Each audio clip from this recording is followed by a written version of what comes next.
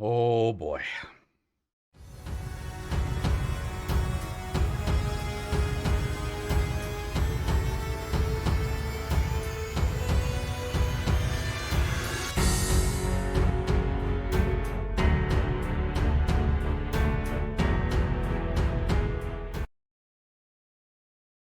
Oh man, it's like 7:30 in the morning. This is my fourth attempt to make this video. I'm trying so hard to keep it together. So what we're going to be talking about today is called shifting the burden of proof. And this is a technique that you see a lot of people do on the internet, but also in real life. And why I'm making this is kind of to help break the narrative and get people to kind of understand when this happens, why it happens, and what they can do to basically not have the burden of proof shifted onto them. So in our last video, we talked about the burden of proof, and basically what that is kind of, if you claim that something is true, you better have evidence to back this up. This is in philosophy, this is in law. Like, our legal system is completely based on this. That if there is something, like if you have sustained an injury either through libel or through violence or whatever it is, you need proof to back that up. You can't go to a judge and say, my wife owes me $10,000, and the judge goes, what evidence do you have to support that? I can't just sit there and say, well, she doesn't have any evidence to disprove it, right? Which is like the most common shifting the burden of proof technique is you can't disprove that I'm wrong. Number one, you can't disprove a negative, meaning I can't prove something is wrong that hasn't been proven to already be true. Now, this is more of a philosophical aspect and a legal aspect, but in science, you actually can disprove a negative by simply providing evidence that shows that whatever it is you're claiming is fact cannot be true based on the laws of science and objective testing and studies. But we're not going to get too into that because this is going to be more about what you're going to see online. And I got to tell you, uh, Tucker Carlson is like, he's probably the most proficient carnival barker when it comes to shifting the burden of proof, because what he likes to do is basically ask questions, is turn these questions around as if the inference, like the question itself, is factual or is correct or is not making an inference or any false equivalencies. He does this in a way, and he does it very fast. Like, his entire shtick is about asking as many questions as he can in a short period of time. And what you do is that when you ask these questions, you hit these sort of like bullet points that you keep repeating over and over again, whether it's about elites or, laws forcing you to do whatever. He never has anything to back up his sort of inferred claims with his questions, and he's so good at this. He's been doing this like all his life. I want to say that I forget the guy that he studied under, but he was really good at this.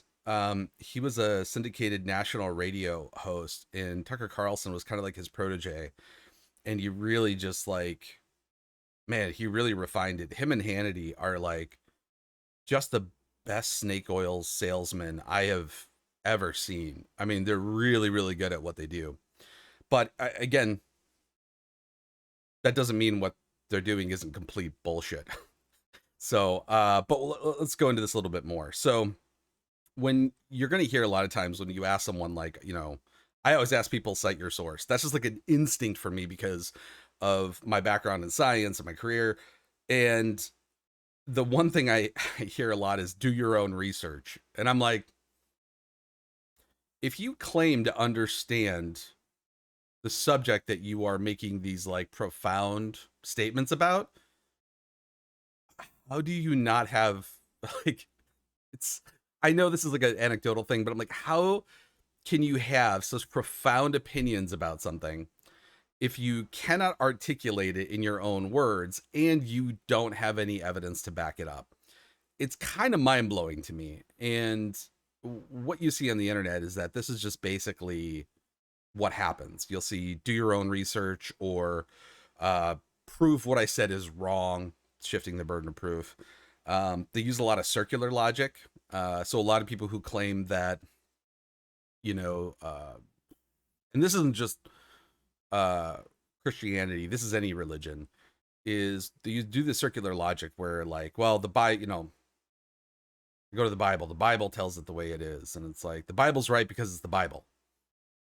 That's like your parent saying to a kid, I'm right because I'm right. I'm your parent, so that makes me right. Or whatever, right? This sort of like circular logic doesn't prove anything. It's simply trying to say that I'm right because I have faith or I have belief that I am right. And faith, ironically, as it's defined in the Bible, is literally believing in something that cannot be proven with facts. That's not a verbatim, that's kind of a summation of it, but and you're going to see this a lot where people will try to also deflect as a way of shifting the burden of proof.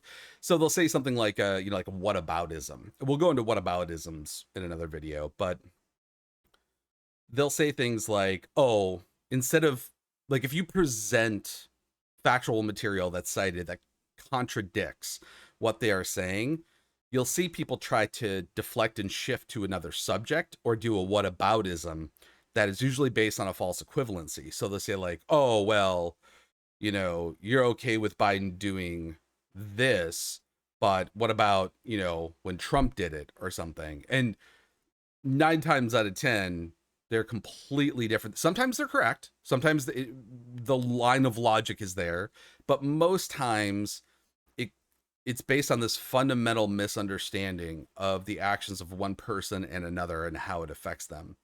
And this is the interesting thing online is that, and we talked about this before, where headlines like this are quite literally written to whip up your emotion, and shifting the burden of proof and deflection and circular logic. These tend to come up more when someone is very emotional about something. And as Freud said, emotion is the horse, consciousness is the rider. And as conscious as we can be, emotions will always override our decision making. And even though he wrote that, I don't even know how many years ago, psychiatrists have found that to be true pretty much across the board, that emotions are the driver between all things, and emotions we don't have control over, right? You can't control what pisses you off. You can't control what makes you happy. You can't control what makes you scared, right? These are all autonomous processes. And this is what the right has been doing very well, is knowing that. They just keep using fear and anger as a way to get you to agree with what they're saying. So when it says here, Tucker Carlson, the left demanding that we ignore what we see with our eyes, no one's actually demanded that. No one said this, right? I mean, this is just him saying it. Tucker Carlson calls out Democrats for twisting facts before the election. I haven't watched this. I don't know. Oh, Jesus, fucking 17 minutes. I'm not gonna be able to get through this. But let's go ahead and see if there are some examples. I'm running on the assumption that there are going to be multiple examples of what I just said in this. All right. This popular benefit is giving anyone not on Medicaid free dental care, but only if you live in these 17 states. Many families have activated theirs. Blah, blah, blah, blah, blah. Good evening and welcome to Tucker Carlson. Happy Friday. What a day. And it started on the weirdest possible note. If you tuned into the Today Show this morning looking for the usual funny cat videos and trans-friendly salad recipes, you may have been surprised to find actual news being committed on your screen. If you can just take apart the first 5 seconds, cat videos and trans salad recipes. This is what I'm talking about. He is the best of the best of just spewing constant bullshit to get people to have an emotional reaction. This is great. In place of the segment you expected to see, fit and sexy over 70, there was NBC News correspondent Miguel Almaguer letting you know that actually that assault on Paul Pelosi in San Francisco that you read about last week, that story was a whole lot stranger than you ever imagined. According to Almaguer, citing several law enforcement sources with direct knowledge, it was Paul Pelosi who opened the door for police when they arrived. Now, you'll remember that authorities had previously told us that the intruder, David DePape, had broken into Paul Pelosi's bedroom on the third floor of the house and woken him up. Yet somehow both Pelosi and DePape were on the ground floor by the time police got there. Moreover, according to Almaguer, Pelosi and DePape had been together in the house for at least half an hour, and yet strangely, they both seemed fine. With police present... So here's a great inference, but strangely, they both seemed fine. Saying that when someone breaks into your house, now remember, Paul Pelosi is something like 82. What is he going to do? And we already know the guy's motivation was to find Nancy, not Paul. So there's this weird sort of like inference here that he's doing again, and he's doing it by asking questions. He's not actually citing anything. And I'm pretty sure if we go down to the article aspect of this, is that it's got an election coming up.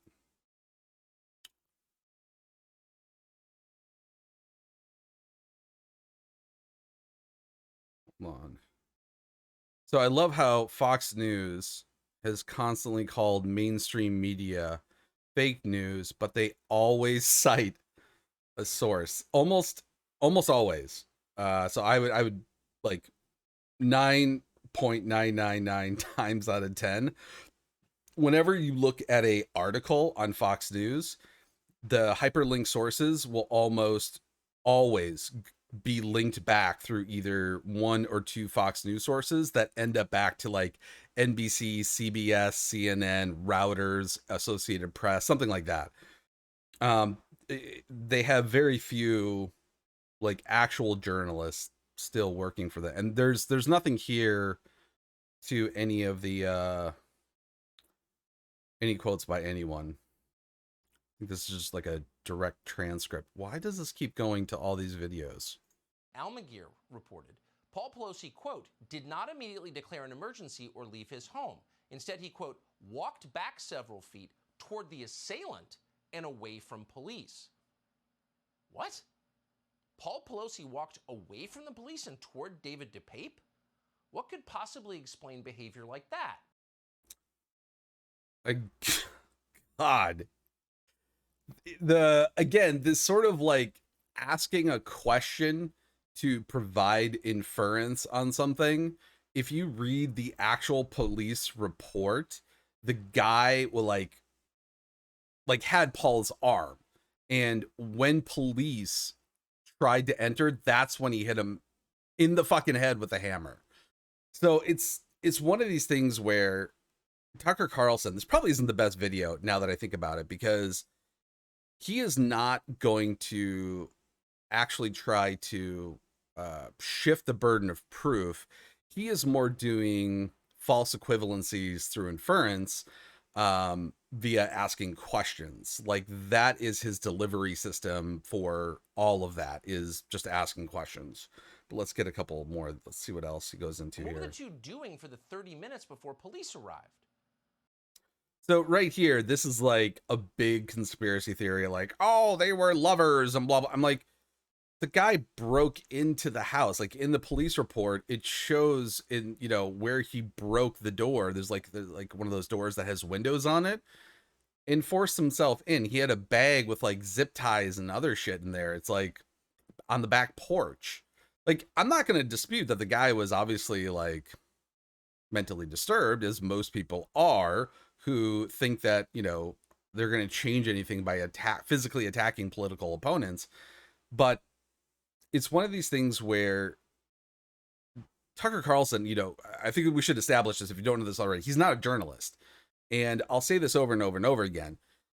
His lawyers in a libel suit successfully defended him in court, and the judge agreed where literally they won the suit because, and I quote, no reasonable person can take what Tucker Carlson says as fact.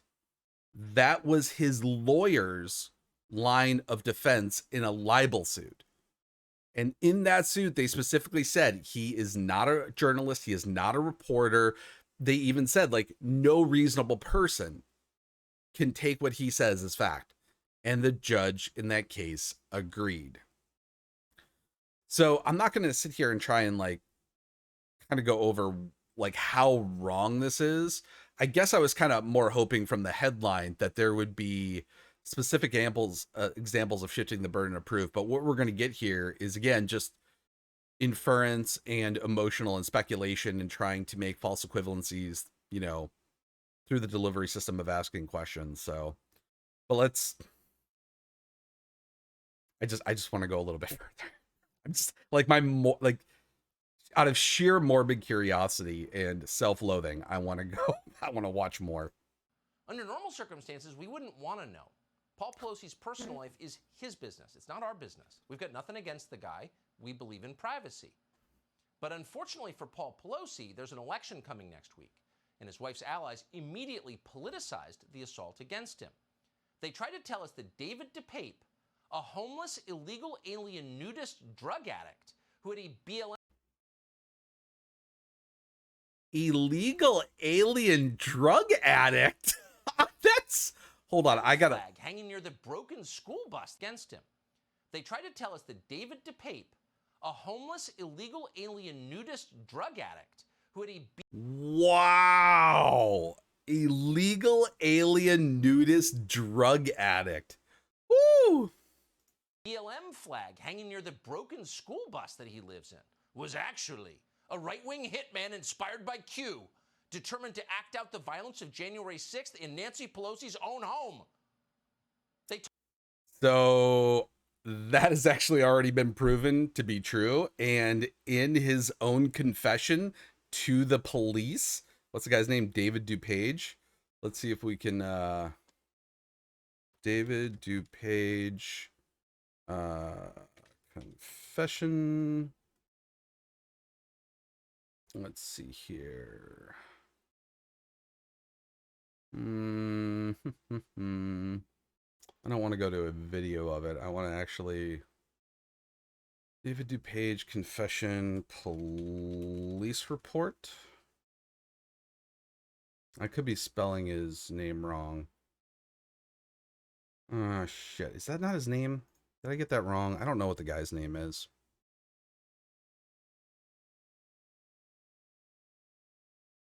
Oh, DuPape, not DuPage.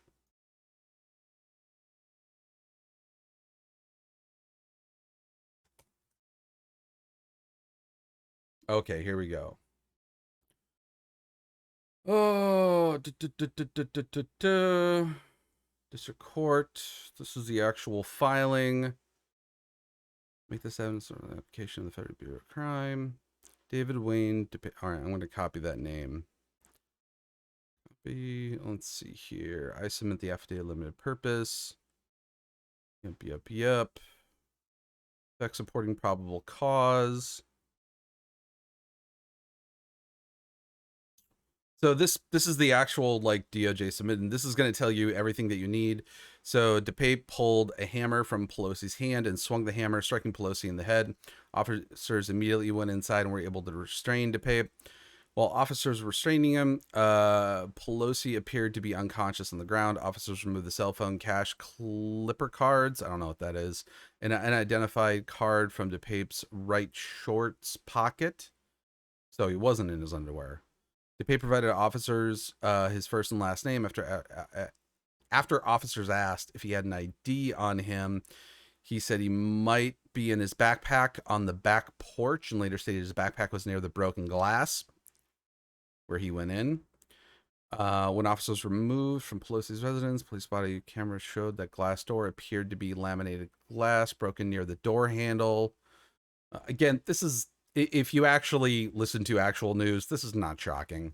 So this is like pretty much contradicting everything Tucker Carlson says. But again, Tucker Carlson isn't interested in facts. So that's neither here nor there. San Francisco PD recovered zip ties in Pelosi's bedroom and in the hallway near the front door of the Pelosi residence. In addition, this is the backpack that they found, among other things, a roll of tape, white rope, one hammer, one pair of rubber and cloth gloves, and a journal. Great. Witness statements. Okay, here we go. So let's see here.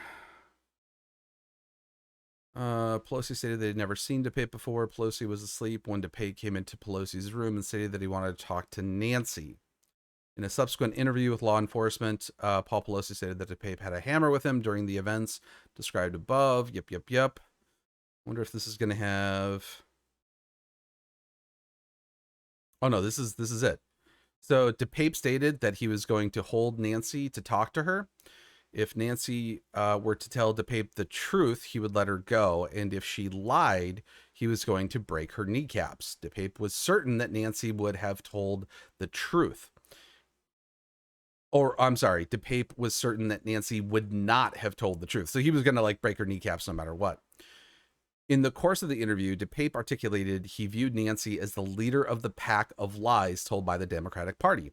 DePape also later explained that by breaking Nancy's kneecaps, she would then have to be wheeled into Congress, which would show the other members of Congress that there were consequences to actions.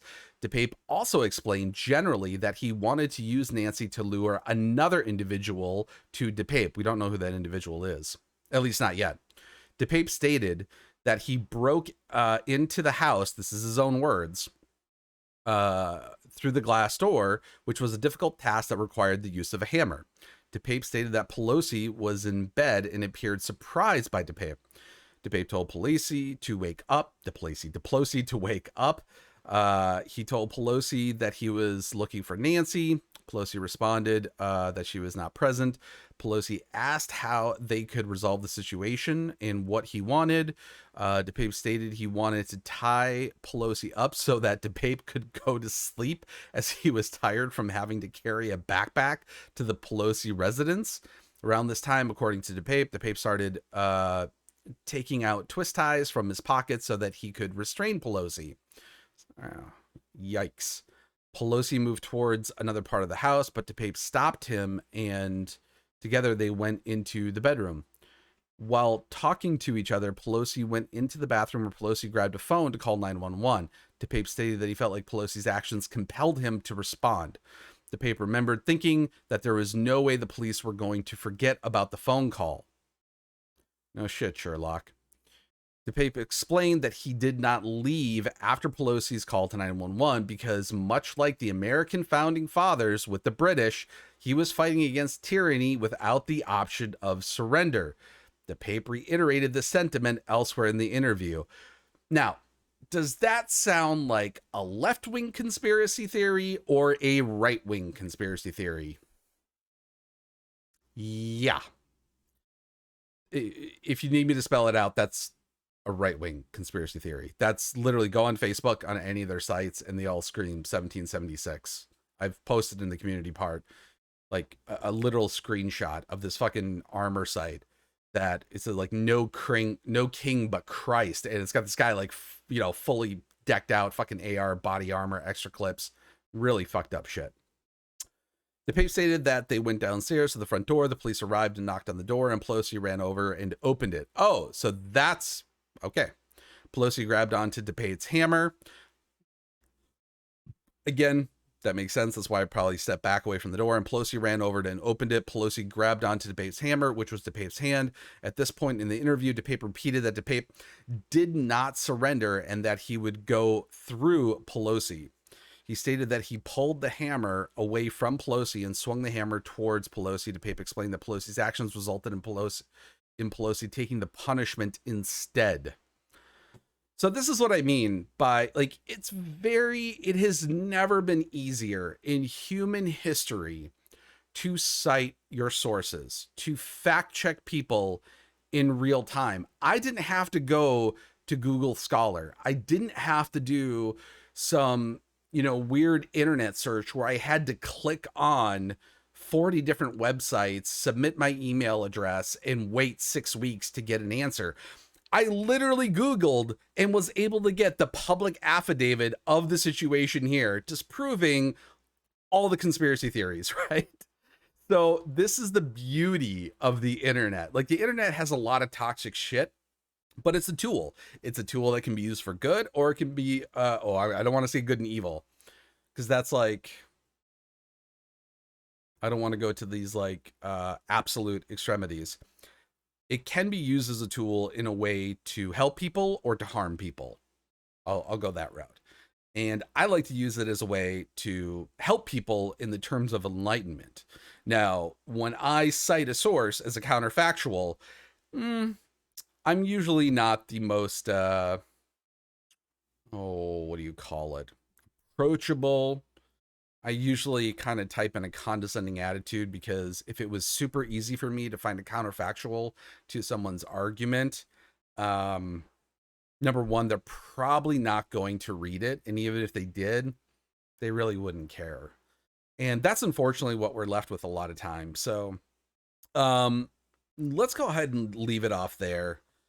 But we'll get into other videos and we'll kind of tie these points in. And I think the next thing we'll go into is what I talked about, is false equivalencies and inferences, because even though they're different, they kind of overlap more times than not. And you can even come back to this video and see. And if you have the temperament to watch 17 minutes of Tucker Carlson, you have more mental toughness than I ever could. I made it 2 minutes and 9 seconds. That's all I could do. Hope this helped. Have a great day. Don't forget to vote against Nazis and support democracy.